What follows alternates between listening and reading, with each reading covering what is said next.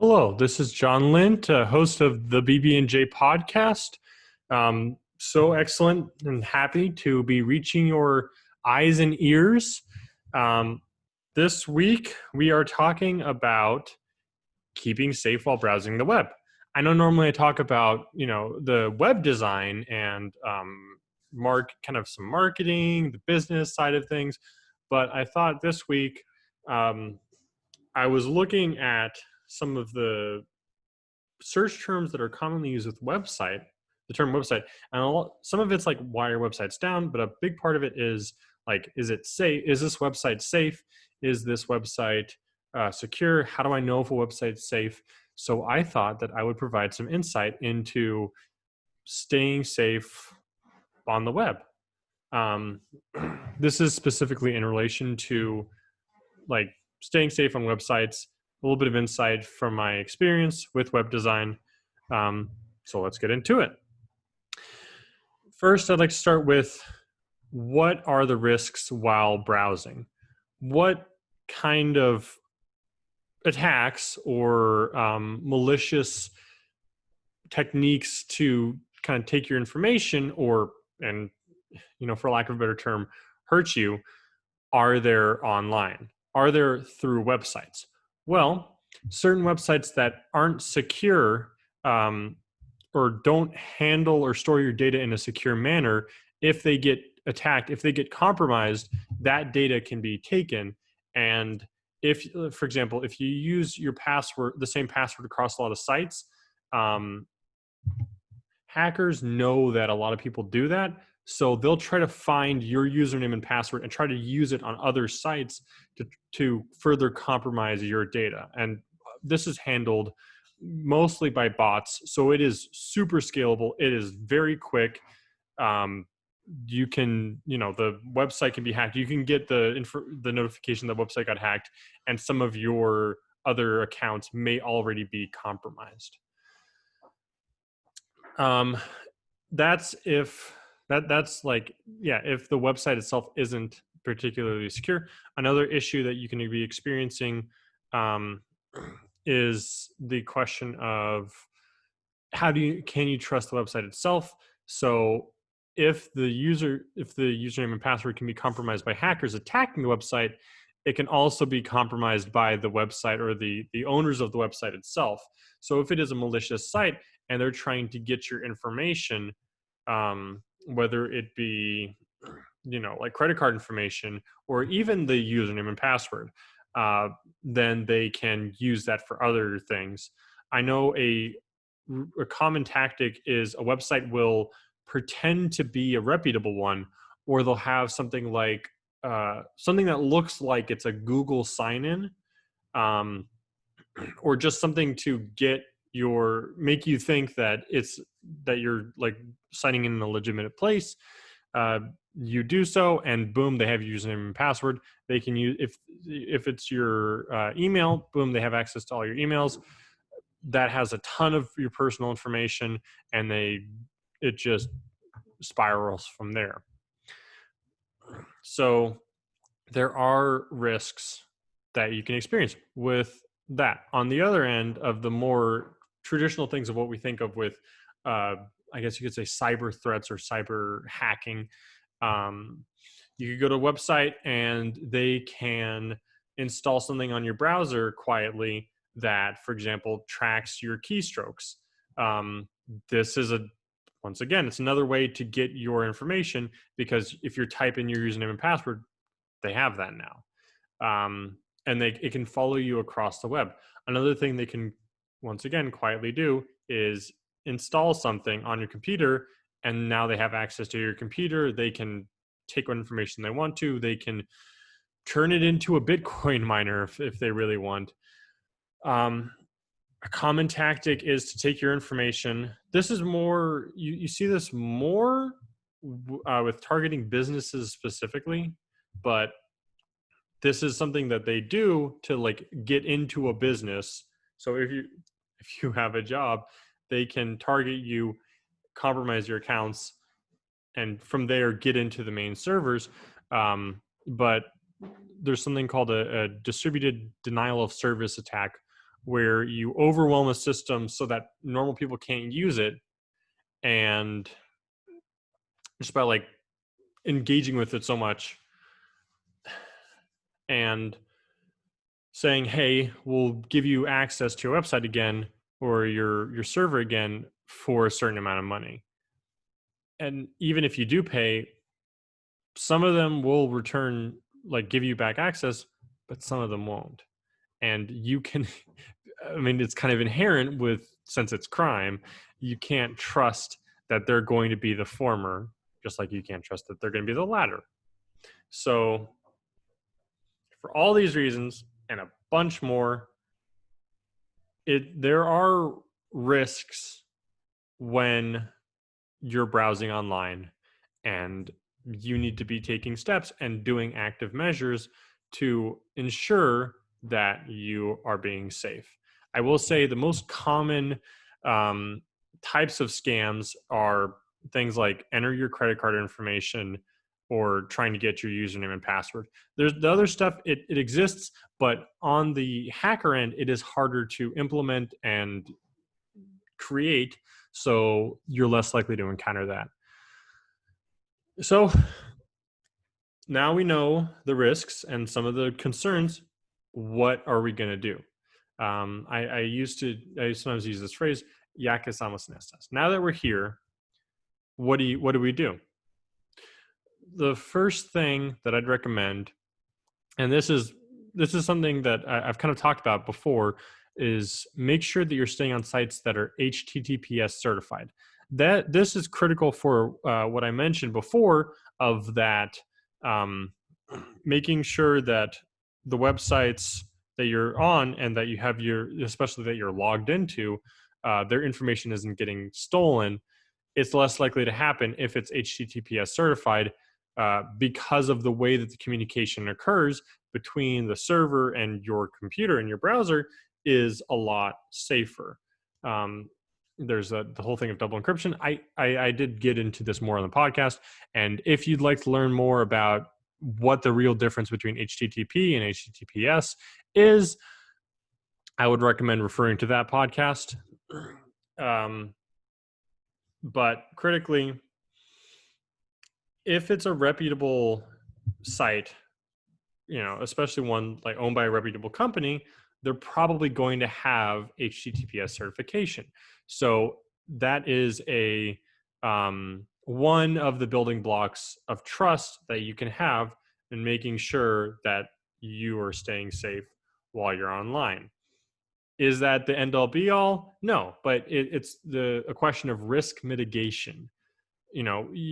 One thing isn't going to do all of it, but building on using these building blocks of safety and security is going to decrease your risk of having your information stolen, having getting hacked, all of the things that I mentioned like 3 minutes ago.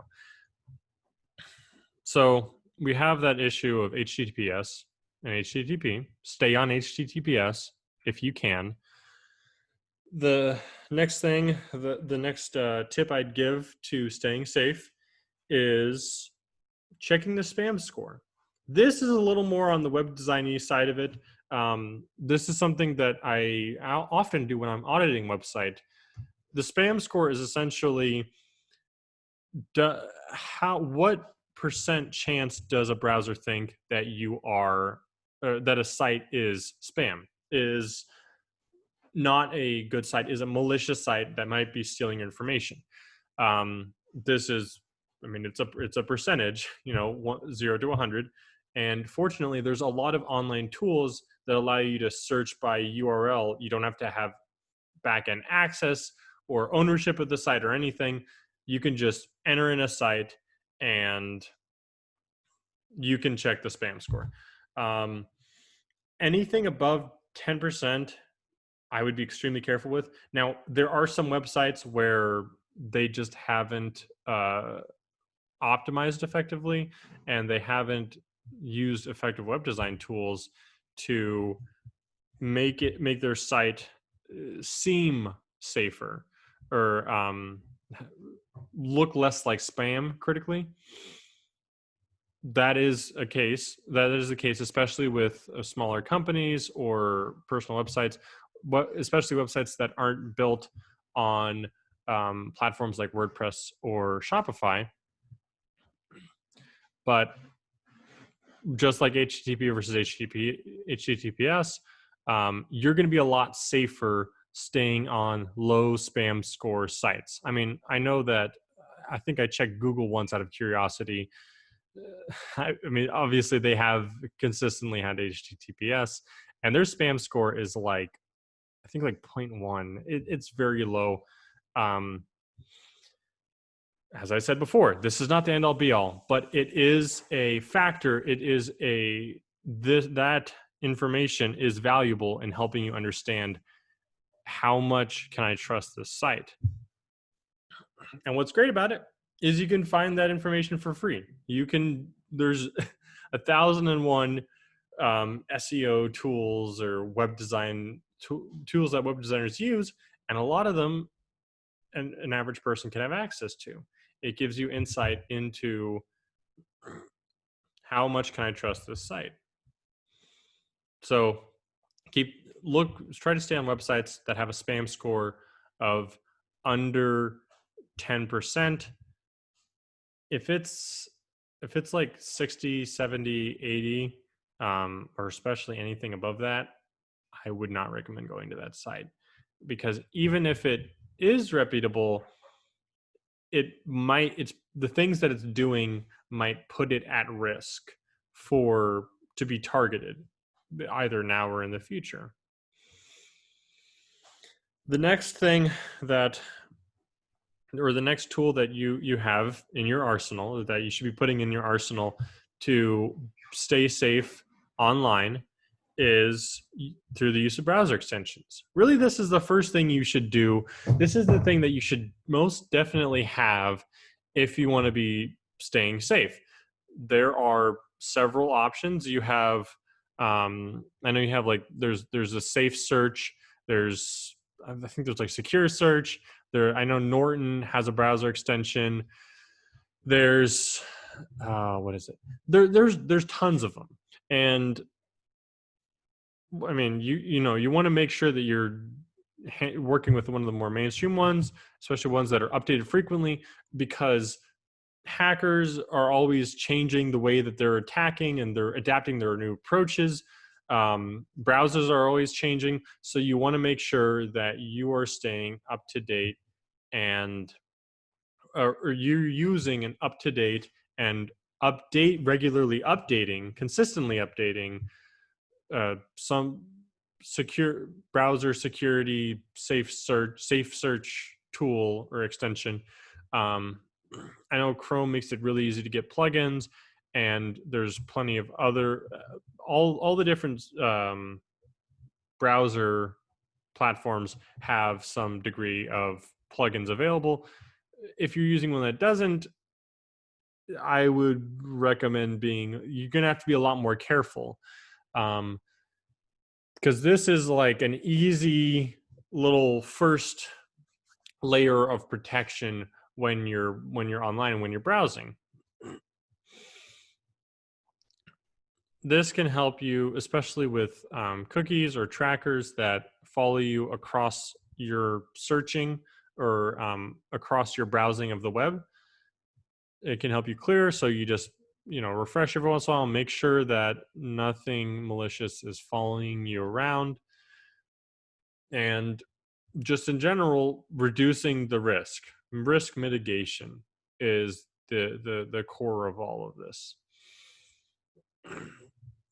Shop around. There are plenty of free options. There's also more secure, generally I'd say more secure paid options, and you just need to figure out what works best for you, as well as in the long run what's going to keep you safest.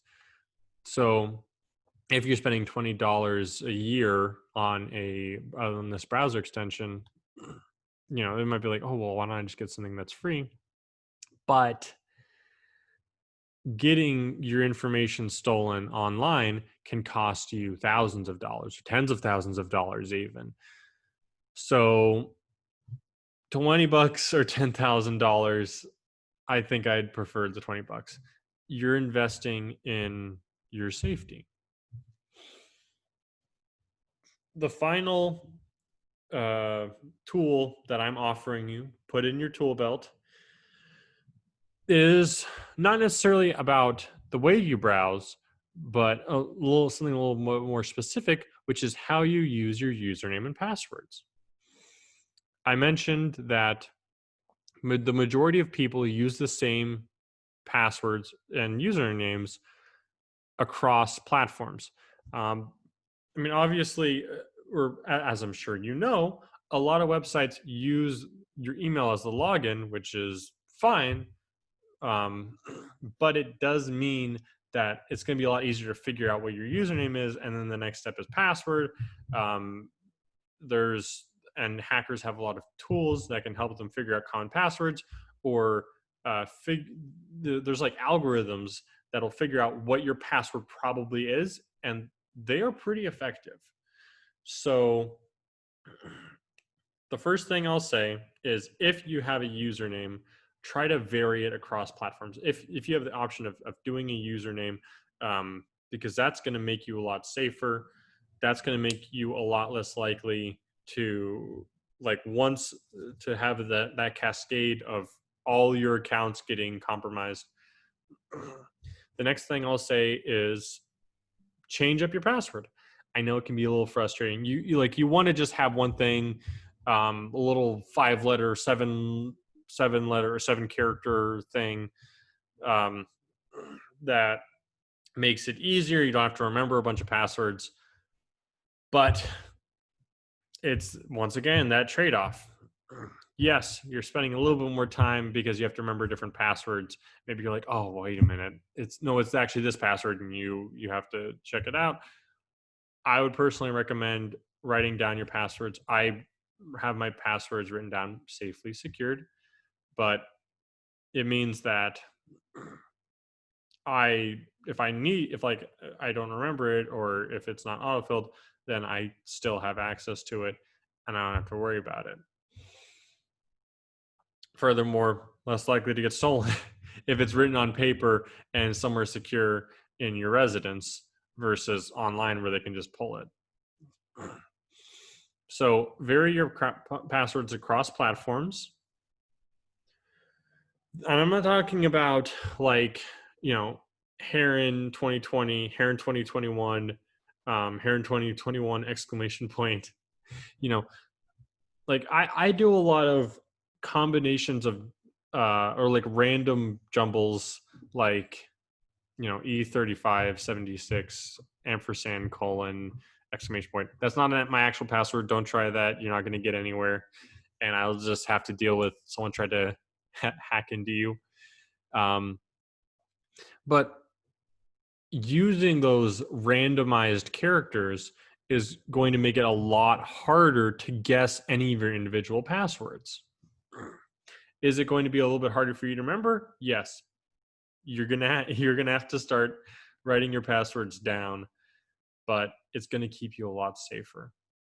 And then in terms of the passwords themselves, we always get so frustrated, like, oh, it feels like all these platforms, they have to have like 10 character passwords and 3 symbols and 2 numbers and one uppercase and one lowercase letter. But they do that to keep you safe, because they know, like, especially, I think it was a statistic in the 90s, like 30% of passwords were password, or I think like 20% was guessed. So they had to do that to keep people safe.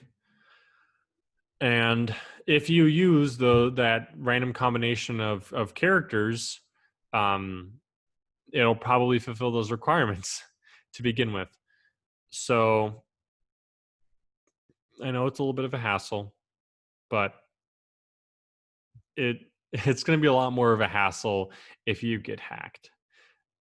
yeah, it'll take you a little bit more time to enter your password, but how much time will it take you to get all your information resecured, if you even can, it, like if there's if one of your passwords gets compromised?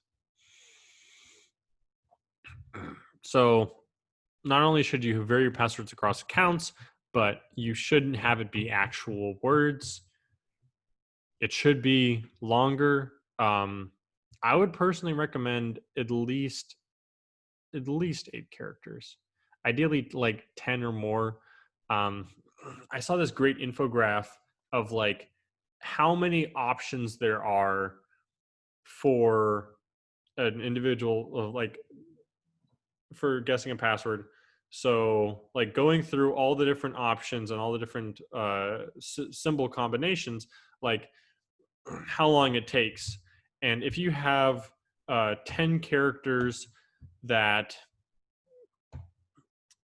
if you have 10 characters of numbers and letters and symbols or more, it's going to take them over a year using an algorithm to figure out your password. That's pretty secure. Here's the last thing, because as I said, they can still figure it out. And as algorithms get better, that number is going down. It used to be like 5 or 10 years. Now it's 1 year, and it can get even shorter. If your password is 5 characters or even 7 characters, they can figure that out in less than a month. The algorithms can figure that out in less than a month, and they've got you. It's done scalably, so they're doing a lot of people at once. So it's not, there's that question like, oh well, why are they going to target me? They're mass targeting. They're not just targeting you, they're targeting a lot of people at the same time. So my final word on password safety is change it. I know I went to SIU in Carbondale, Southern Illinois University, and every year you had to change your password, and you couldn't use one that you'd used in the past, it felt like kind of a hassle. But I understood that they do that for your safety. If you have a password that you don't change and it gets compromised, maybe you don't get hacked now. Maybe they don't steal your information now, but down the line they do, and they start they slowly infiltrate everything else, and you might not know until it's way, way, way, way too late. But if you have a password that takes more than a year to crack, and you change your password every year, they're not going to be able to get it because by the time they finally crack it, you'll have a new one. And I'd follow the same rules with making a new password: random symbols and characters, and vary it up significantly, so you're not doing like John 2020, John 2021 next year, John 2022 in 2 years. Especially stay away from year specific things, because that's a lot easier for them to find in these algorithms. But that's all the advice and the resources I have for you today. I'd like to thank you so much for reaching the end of this podcast. Thank you again for listening and or watching. And I look forward to seeing you again next week. If you'd like to leave a comment, question, suggestion, etc., you can do it in the comments of the video form, or I think you can leave a review on the platform of your choice for the audio version of the podcast. You can also go to bbdigitallab.com/podcast. There we have the most recent podcast in video form for both myself and Bridget's marketing-oriented podcast, which comes out on Thursdays at 8 a.m. I hope you're listening to that one as well. And but there's a little form there as well. You can fill it out, say whatever you'd like, and send it along. That's all I have for you. And I'll see you next week. Thanks.